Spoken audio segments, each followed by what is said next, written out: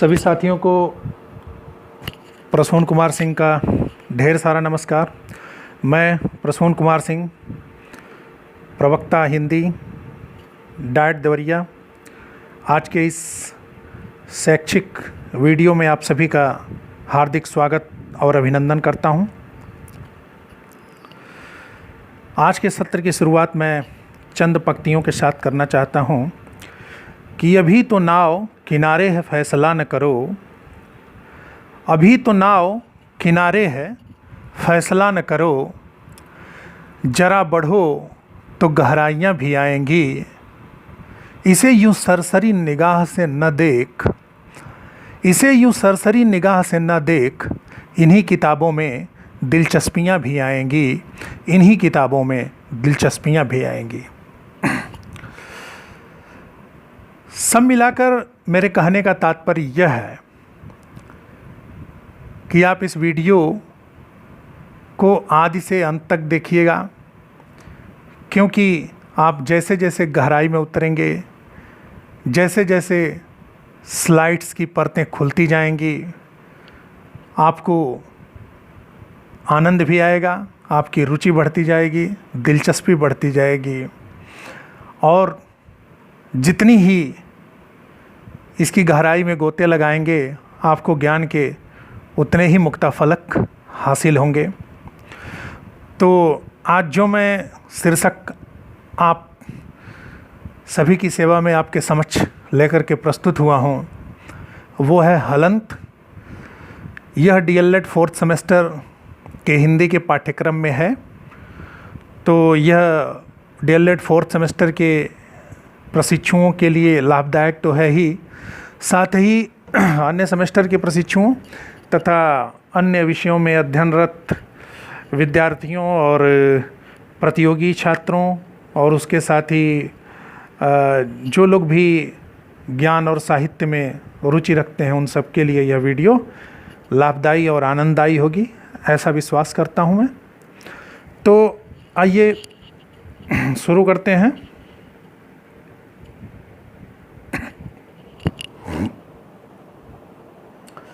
देखिए,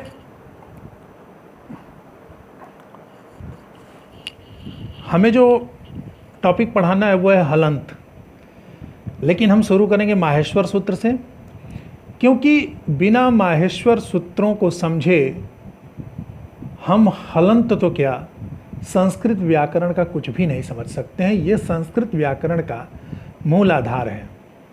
माहेश्वर सूत्र शंकर जी के डमरू, भगवान शिव के डमरू से निकले हुए 14 सूत्र हैं, जिसके विषय में कहा गया है कि नृत्यावसाने नटराज राजो ननाद ढक्काम नौ पंचवारम उद्धर्तु कामः सनकादि सिद्धान एतद्विमर्शे शिव सूत्र जालम।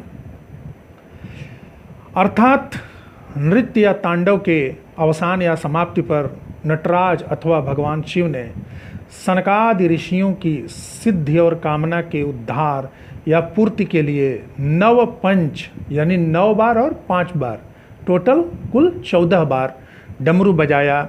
इस प्रकार 14 शिव सूत्र उनके डमरू से निकले, माहेश्वर सूत्र उनके डमरू से निकले, जो कि महर्षि पाणिन को वरदान स्वरूप मिले और महर्षि पाणिन ने उनको अपनी अष्टाध्यायी में लिपिबद्ध किया और वे पाणिनीय व्याकरण के मूल आधार बने। तो ये तो माहेश्वर सूत्रों का एक परिचय मात्र रहा। वे सूत्र कौन कौन से हैं वो देखना बहुत ज़रूरी है।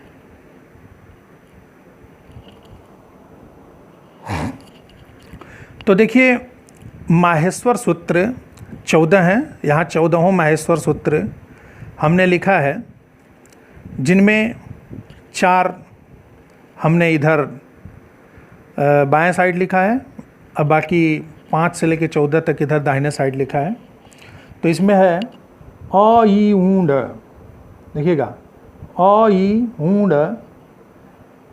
री ऋक, ए ऊंग, ऐ औच, हय वरट, लण, इयमंगणनम, झ भैया, घ ढ धश जब गड दश खप छठत चटतव कपय श श स र हल। ये जो है 14वां माहेश्वर सूत्र मैंने आपके समक्ष यहाँ प्रस्तुत कर दिया। तो ये 14वां माहेश्वर सूत्र संस्कृत व्याकरण के विशाल प्रासाद के नींव के ईंट हैं। बिना इसके संस्कृत व्याकरण का राजमहल थोड़ी देर के लिए भी खड़ा नहीं रह सकता। और संस्कृत व्याकरण ही प्रायः सभी भारतीय भाषाओं, वो भी उसमें आर्य भाषाओं में और उसके बाद द्रविड़ भाषाओं, इनके व्याकरण का मूल आधार है। संस्कृत का अवदान इन सारी भाषाओं को है।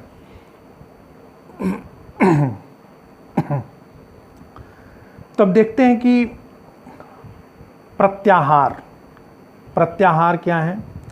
प्रत्याहार का अर्थ होता है संक्षिप्त कथन। व्याकरण में प्रत्याहार विभिन्न वर्ण समूह को अभिप्सित रूप से संक्षेप में ग्रहण करने की एक पद्धति है।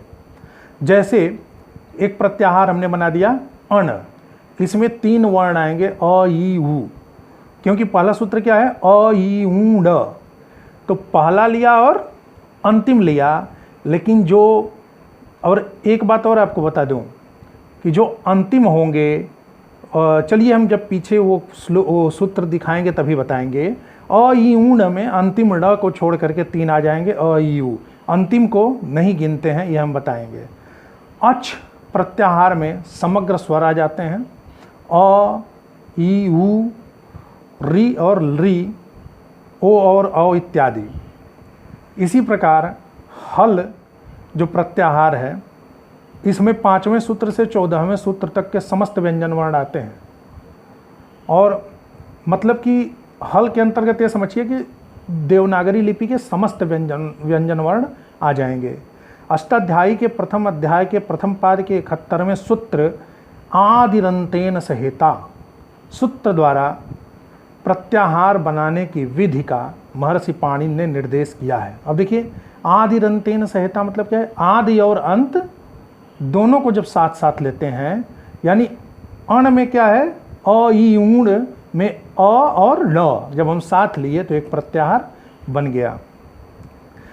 प्रत्येक सूत्र में जो अंतिम वर्ण है उसको इति कहा जाता है, जिसकी गणना नहीं की जाती है। वो अ ई ऊण जो पहला सूत्र है उसमें हमने क्या बनाया, एक प्रत्याहार अण। तो यानी अंतिम जो वर्ण है ल वो क्या है इति, और इति की गणना नहीं की जाती है। इसीलिए देखिए यहाँ पर हमने लिखा कि अण के अंतर्गत अ ई उ तो आएंगे, लेकिन ल नहीं लिखा है, वो इति है और इति की गणना नहीं की जाती है। प्रत्याहारों की कुल संख्या 42, 42। माहेश्वर सूत्रों की संख्या 14, यानी सीधे 14 का 3 गुना, 14 42। तो अगर आप याद करना चाहते हो इसको तो इस तरीके से कर सकते हैं। आप ऐसे कर सकते हैं कि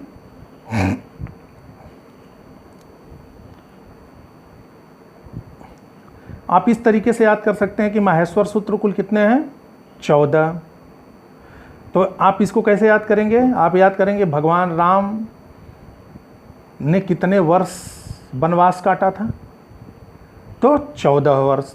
तो यानी माहेश्वर सूत्रों की संख्या 14, वहाँ से कोरिलेट करिए और उसके सीधे 3 गुने जो है प्रत्याहारों की संख्या होगी। कुल प्रत्याहार बनते हैं इन 14 सूत्रों से 42, 14 42, 14 इंटू 3 इज इक्वल टू 42। हाँ नहीं, अभी पीछे ही रहने की जरूरत है, देखिए आपको बता रहा हूँ। माहेश्वर सूत्र जो है, अब हम इसके बारे में थोड़ा सा यहाँ इसको समझने की ज़रूरत है। और यहाँ सबसे ज़्यादा मैं आपका ध्यान चाहूँगा इस समय, आप इस समय अपना ध्यान पूरी तरह इस पे फोकस करिए, ध्यान बिल्कुल मत भटकाइएगा। देखिए इसमें प्रत्याहार बनाते कैसे हैं। जैसे हमने पीछे मैंने चर्चा किया था कि एक हमने प्रत्याहार बना लिया अण, ठीक ना, तो उसमें कौन सा होगा अ और ळ 2। तो यानी अण में जो है कौन कौन से अक्षर होंगे, कौन कौन से वर्ण होंगे, अ ई उ 3 होंगे, और ळ जो है जितने के लास्ट में हल चिन्ह लगा है ऐसे, सभी सूत्रों के अंत में देखेंगे एक वर्ण होगा जिसके नीचे ऐसे हल चिन्ह लगा होगा, उन्हें हम इति कहते हैं। और इति की गणना नहीं की जाती है, उनको बोलने की सुविधा की दृष्टि से रखा गया है। जैसे अगर इसमें हम ड़ न लिखते तो ये अण प्रत्याहार न बनता, बल्कि क्या बनता, अ प्लस उ, औ हो जाता औ, मतलब ये समस्या आती। तो ये जो है ये लास्ट जो है अंतिम, इनको इति कहते हैं और इनको हम नहीं गिनते हैं, इति संज्ञक, इन्हें इति संज्ञक या इति कहते हैं।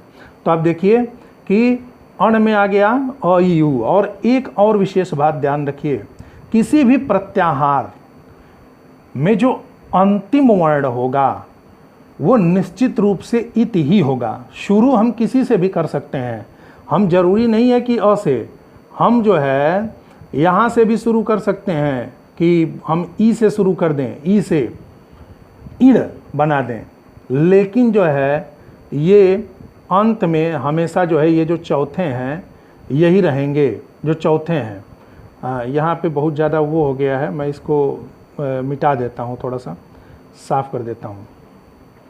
देखिए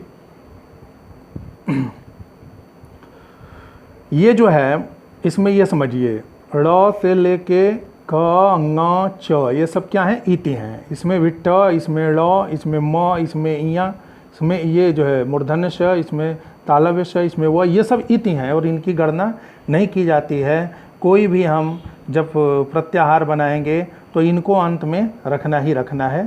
तो अब देखिए यहाँ से अब हम एक प्रत्याहार बनाते हैं, अच प्रत्याहार। देखिएगा अच प्रत्याहार कैसे बनेगा, अ कहाँ है, किस सूत्र के शुरू में अ है, कहीं अ कहाँ दिख रहा है, अ शुरू में हो, बीच में हो, कहीं भी हो अ, क्योंकि शुरू हम कहीं से भी कर सकते हैं लेकिन अंत हमेशा इति से होगा। अब देखिए अ, ये हो गया अ हो गया और ये हो गया च, तो अच प्रत्याहार हमने बना लिया। अच, अच के अंतर्गत समस्त स्वर आ जाएंगे। आप देख लीजिए अ का मतलब केवल नहीं हुआ, उसका हर्ष और दीर्घ दोनों होगा। हाँ, अ आ, ई उ, तो यानी ये जो जितने मूल स्वर हैं इनका हर्ष व दीर्घ दोनों इसमें आ जाएगा। अ आ, ई उ, अण को नहीं गिनेंगे क्योंकि वो इति है।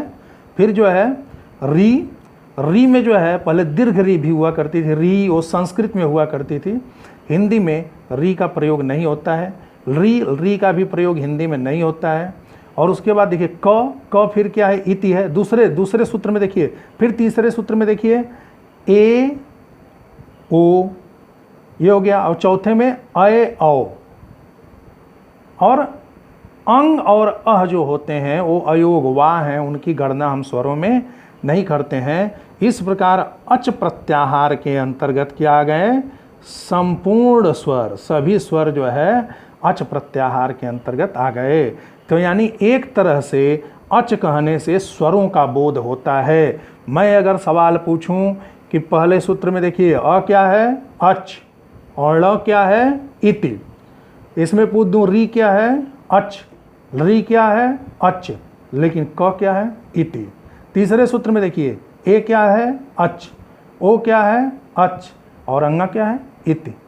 तो इस तरह से सब में अब ये देखिए यहाँ से इन चार सूत्रों में संपूर्ण स्वर आते हैं। इन सूत्रों में जो पहला अक्षर वर्ण है अ है और चौथा है च है, तो प्रत्याहार बन गया अच। अच प्रत्याहार के अंतर्गत संपूर्ण स्वर आ गए, यानी स्वरों को हम अच भी कह सकते हैं। एक फैक्ट इसको दिमाग में रखिए। अब स्वरों को क्या कहते हैं, इसको यहाँ दिमाग में रखिए, इस स्वरों को कहेंगे अच। अब शुरू करते हैं व्यंजनों के बारे में। यहाँ से व्यंजन शुरू होते हैं पांचवें सूत्र से। अब देखिए मिटा देते हैं इसको, बहुत यहाँ पे अब देखिए पांचवें सूत्र से यहाँ जो है 14वें सूत्र तक जो है क्या होंगे, संपूर्ण व्यंजन आते हैं। और संपूर्ण व्यंजनों में यानी 5वां सूत्र कहाँ शुरू हो रहा है, ह से, और ख़त्म कहाँ हो रहा है 14वां में, ल पे। ल इति है, उसकी गणना नहीं की जाएगी। तो क्या बना जो है, प्रत्याहार हल। हल का मतलब क्या हो गया, संपूर्ण व्यंजन, यानी हल किस चीज़ का जो है पर्याय हो गया एक तरह से, व्यंजन। हल बराबर व्यंजन। अब हमारे सामने दो फैक्ट निकल के आते हैं कि अच का मतलब स्वर और हल का मतलब व्यंजन। स्वरों को अच भी कह सकते हैं, व्यंजनों को हल भी कह सकते हैं, लेकिन सवाल यह है कि यहाँ पे जितने भी लिखे गए हैं संपूर्ण वर्ण, ये क्या है, ये व्यंजन वो हैं जो बिना स्वरों के हैं। ये केवल प्योर व्यंजन है, शुद्ध व्यंजन है, इनमें बहुत प्योरिटी है, 100% प्योर व्यंजन है, यानी इनमें स्वर नहीं है। कहने का मतलब ये है कि यहाँ जो लिखे हैं हम ना पहले पे, देखिए अभी फिर मिटाते हैं, डस्टर लाइए।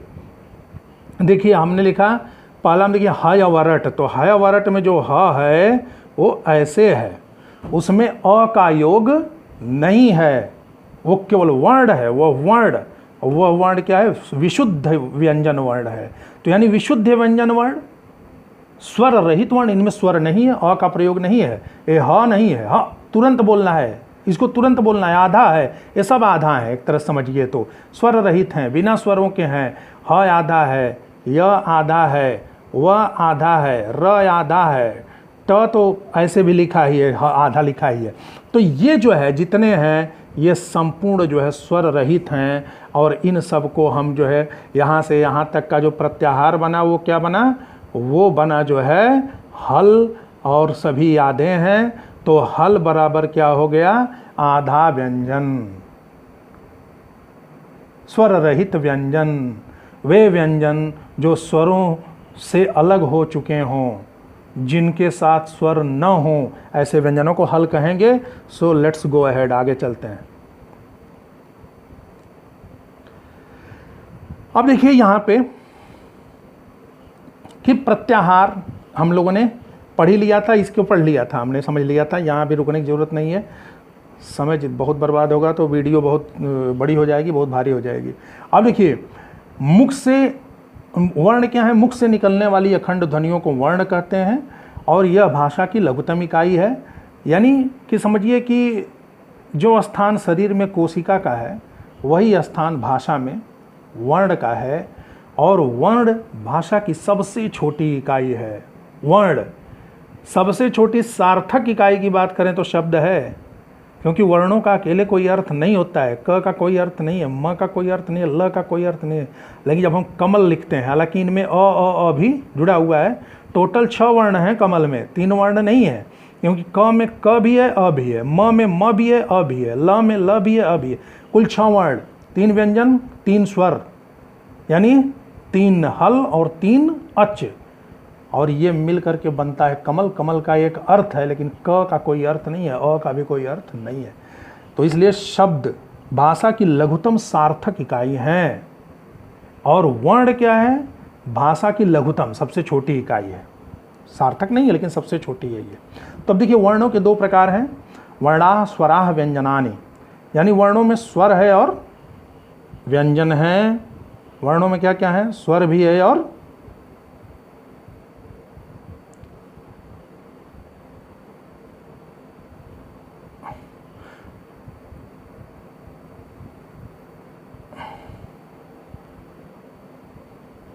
वर्णों में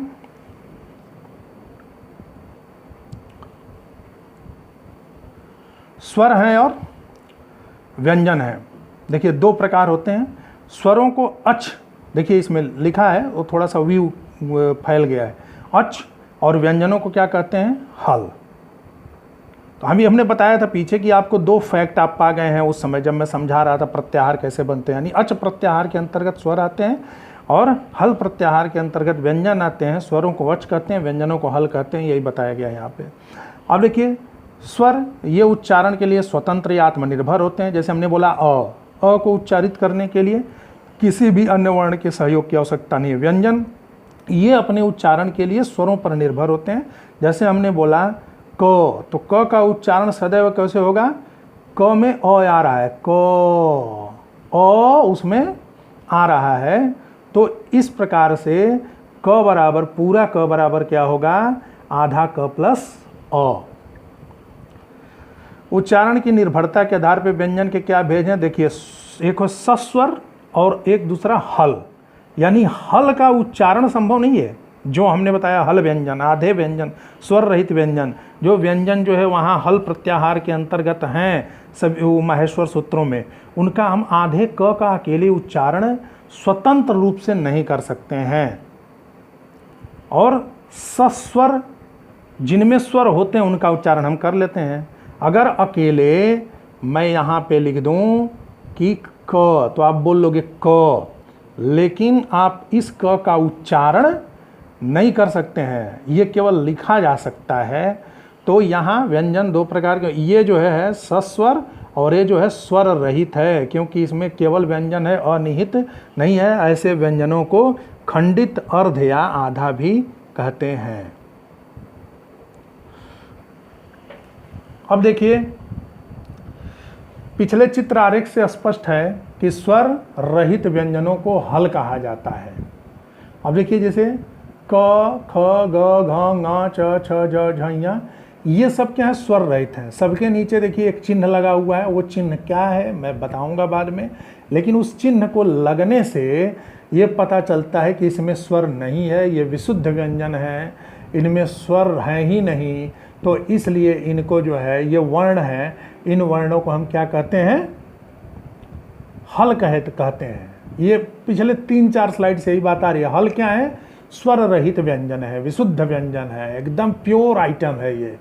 आगे देखिए, दूसरे शब्दों में जिन व्यंजनों से स्वर निकाल देते हैं उनका अवशेष शुद्ध रूप ही हल है।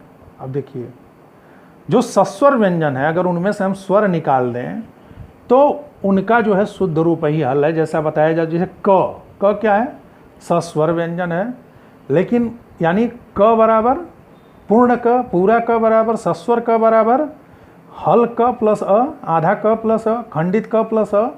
तो पक्षांतर करने पे, बीज गणित में आपने बहुत पक्षांतर किया है, थोड़ा बहुत यहाँ कर लीजिए, ये भाषा की गणित है। देखिए क्या है, क, अब आधा क इधर आ गया, पूरा क, ये आधा क बराबर क्या हो जाएगा कि पूरा क माइनस पूरा क ऋण अ, पूरा क में से अ घटाएंगे आधा क, यहाँ से भी पूरा ख में से अ घटाएंगे आधा ख। तो यानी कि जो सस्वर ख है, सस्वर क है, इनमें से अगर हम स्वर निकाल देते हैं तो जो ये बचा है, ये क्या है, ये हल है, या आधा व्यंजन है, या खंडित व्यंजन है, अर्ध व्यंजन है।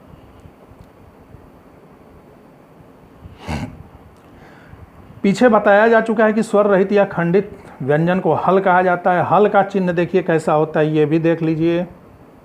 हल का चिन्ह ऐसा बनता है, हल का चिन्ह ऐसा होता है, ये भी देखिए, देखने में हल जैसा लग रहा है, जैसे जो बैलों से जुताई करते थे जिस हल से, उसके फाल जैसा लग रहा है।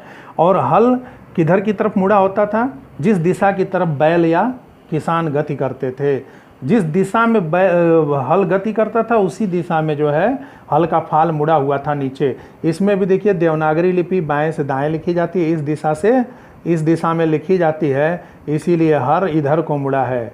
ऐसा नहीं, ये इधर को भी तो मुड़ सकता था, लेकिन इधर नहीं मुड़ा है, वो मुड़ा इधर है, क्योंकि देवनागरी लिपि की दिशा ये है, तभी ये जो है अपना काम करेगा। जिन शब्दों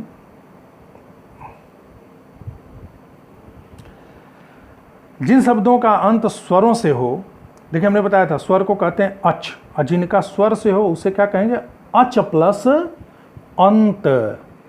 अच, जिनके अंत में स्वर हो उन्हें स्वर प्लस अंत बराबर स्वरांत, अ प्लस अ बराबर आ दीर्घ संधि, या अच प्लस अंत, अच प्लस अंत बराबर अजंत हो जाएगा, क्योंकि च यहाँ व्यंजन संधि है, आधा च व्यंजन संधि में च का ज हो जाएगा, तो क्या हो जाता है, अजंत। तो देखिए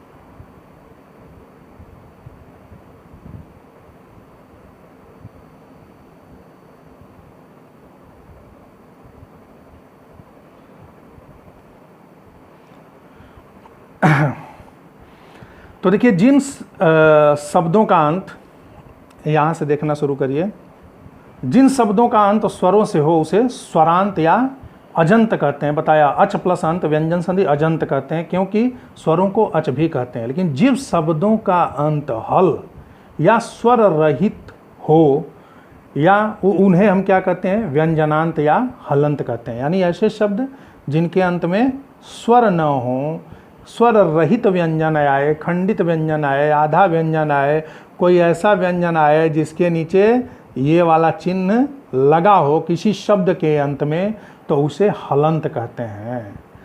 यानी जैसा मैंने वीडियो में बताया था, मतलब शुरू लोग कहते हैं हलंत लगा दो, हलंत चिन्ह का नाम नहीं है। हलंत शब्द को कहते हैं उस शब्द को जिसके अंत में हल आए, और हल इस चिन्ह को भी कहते हैं और इस आधे व्यंजन को भी कहते हैं, स्वर रहित व्यंजन को। यानी जिस शब्द के अंत में ये स्वर रहित आधा व्यंजन आए और ये चिन्ह आए, दोनों को हल कहते हैं। तो ऐसे शब्द को हम हलंत कहते हैं, न कि इस चिन्ह को हलंत कहते हैं या इस वर्ण को हलंत कहते हैं। ये बहुत बड़ा अंतर, इसको जानिए। ये बहुत कंफ्यूजिंग है। बहुत लोग इसका मतलब ये एक परंपरा बन गई है कि हम इसका गलत प्रयोग करते करते हम आधुनिक पीढ़ी को हलंत से बहुत दूर लेते जा रहे हैं। फिर देखिए हल, हलंत व हल चिन्ह, ये चीज़ मैंने पिछली वीडियो में स्लाइड में ही समझा दिया। लेकिन वही बात है कि बस देखिए इसको पढ़ लीजिएगा आप अपने से। लेकिन इसमें बस वही है कि हम लोग जो बार बार कहते हैं हलंत का चिन्ह लगा दो, हलंत लगा दो, तो वो लगाने की चीज़ नहीं है। हलंत उस शब्द को कहते हैं जिस शब्द के अंत में हल यानी आधे वर्ण आते हैं या इस तरह का एक चिन्ह आता है, और उसे ही जो है हम उस चिन्ह को भी हम क्या कहते हैं, इस चिन्ह को भी हल ही कहा जाता है। जो यहाँ पे बना हुआ है देखिए, इसको भी हल ही कहा जाता है। तो देखिए यानी यहाँ मैंने क्या अंतर समझाया है कि जो हल है वो एक वर्ण है। जैसे क हल है, जो आधा क है, ख हल है, ग जिसके नीचे हल ये लगा हो चिन्ह, आधा ग स्वर रहित ग, ये हल है, और इस चिन्ह को भी हल कहते हैं। लेकिन हलंत उस शब्द को कहते हैं जिसके अंत में आधा व्यंजन आता हो या ये हल चिन्ह लगता हो। अब देखिए मैंने बताया कि जिन शब्दों के अंत में स्वर आता है उन्हें स्वरांत या अजंत भी कहते हैं, क्योंकि उनके अंत में अच है, अच प्लस अंत बराबर अजंत। अजंत में बालक अकारांत है, क्योंकि बाल क प्लस अ आ रहा है अकारांत। बालिका क प्लस आ का बालिका, अंत में आ रहा है आकारांत। कवि छोटी ये हर्स्वई तो इकारांत। गुरु गुरु दोनों जो है हर्स्व है उकारांत। वधू दीर्घ उ है उकारांत, मतलब कि यहाँ पे दीर्घ उकारांत है इत्यादि। ये उदाहरण है अजंत शब्दों के। लेकिन हलंत शब्दों के मैंने बताया, हलंत उन शब्दों को कहते हैं जिनके अंत में हल आते हैं, आधे व्यंजन आते हैं, स्वर रहित व्यंजन आते हैं और हल का चिन्ह लगता है, ऐसा चिन्ह लगता है। जगत देखिए यहाँ सारे शब्दों के अंत में इस तरह के चिन्ह लगे हुए हैं और इनके अंत में हल यानी आधे व्यंजन आ रहे हैं। जगत भगवत आत्मन मनस सुहृद इत्यादि।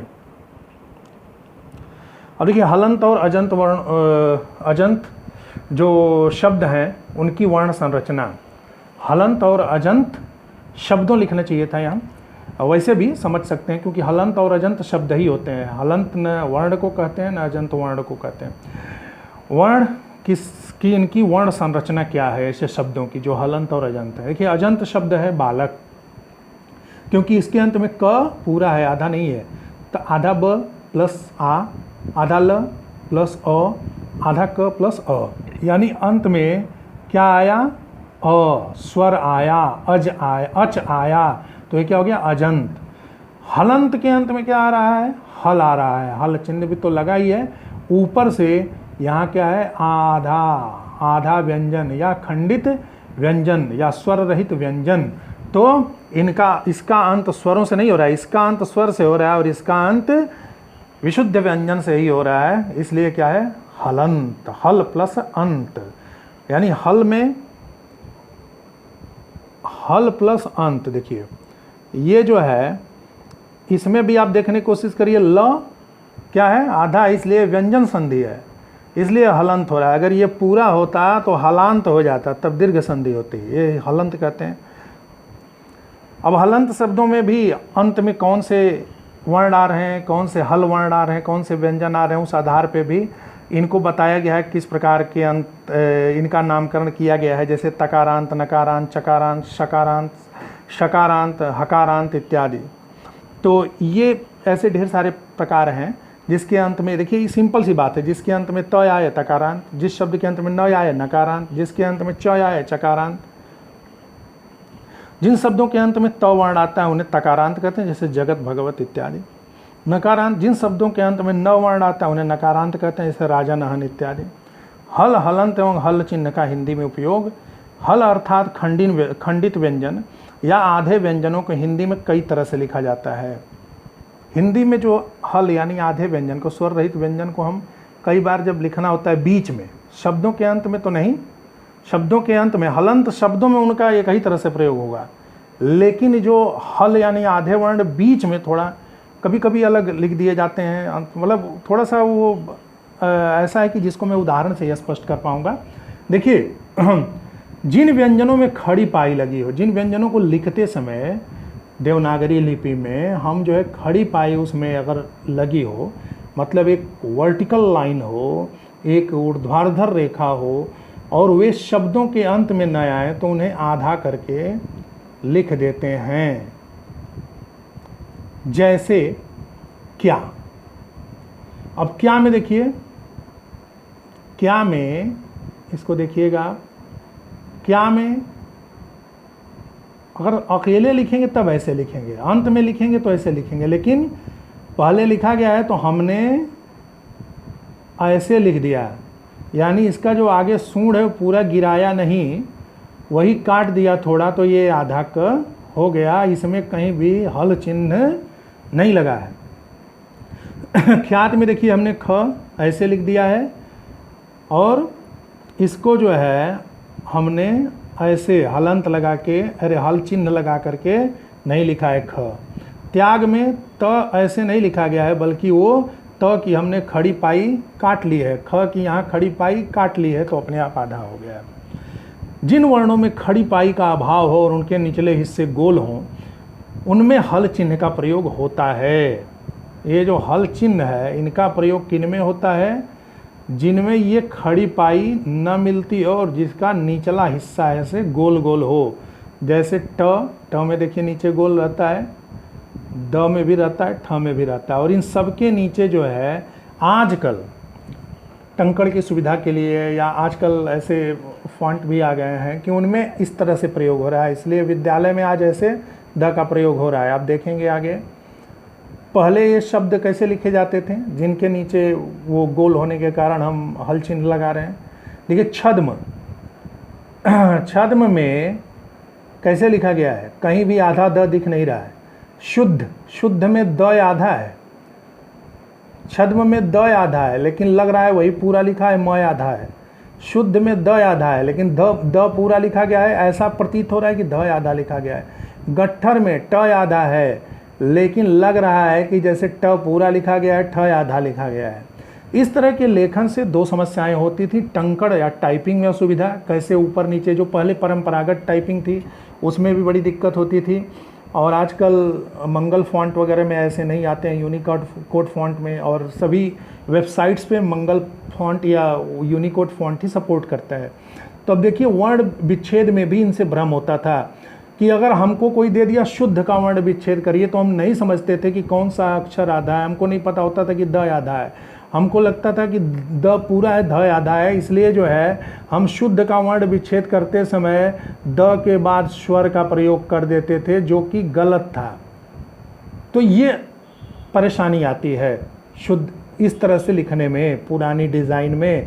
इसलिए हल चिन्हों के प्रयोग ने देवनागरी को हिंदी टाइपिंग के लिए अनुकूल बना दिया, और बच्चों को भी वर्ण विच्छेद में काफ़ी सहायता मिली। हिंदी में ये हल चिन्ह का बहुत बड़ा योगदान है। अब देखिए शुद्ध में ये तो पढ़ा दिया यही। देखिए शुद्ध को वर्तमान टंकण या मुद्रण में इसलिए हल चिन्ह के साथ ऐसे लिखा जाता है। हेलो, एक मिनट। हाँ, शुद्ध को वर्तमान टंकण मुद्रण में हल चिन्ह के साथ, सॉरी ये गलत हो गया है, इसको आप ध्यान न दीजिए, आप इस उदाहरण समझिए। विद्यालय जो पहले ऐसे लिखा जाता था, ये ऐसे द्य बनता था, आज कल ये अचानक चेंज क्यों हो गया इसका, कुछ लगता है कि ये, सॉरी ये यहाँ पे भी फॉन्ट देखिए चेंज हो गया है। एक्चुअली क्षमा चाहता हूँ, ये फॉन्ट अभी अचानक से कुछ सपोर्ट करने में ये चेंज कर गया। देखिए आजकल विद्यालय कैसे लिखा जाता है, वी और द के नीचे हम हल चिन्ह लगा देते हैं और यालय ऐसे लिखते हैं। तो ये जो चेंज आया है, ये आज उसको जो है ऐसा सुटेबल बनाया है, टंकण के अनुरूप बनाया है, और समझने में भी बच्चों के लिए आसान है कि कौन आधा है। यहाँ स्पष्ट पता चल रहा है कि यहाँ पे द आधा है, लेकिन यहाँ ऐसे लिखने में, इस वाले में नहीं पता चलता है कि कौन कौन से वर्ड मिले हैं, और इसमें स्पष्ट पता चलता है कि विद्या में द आधा है और यह पूरा है।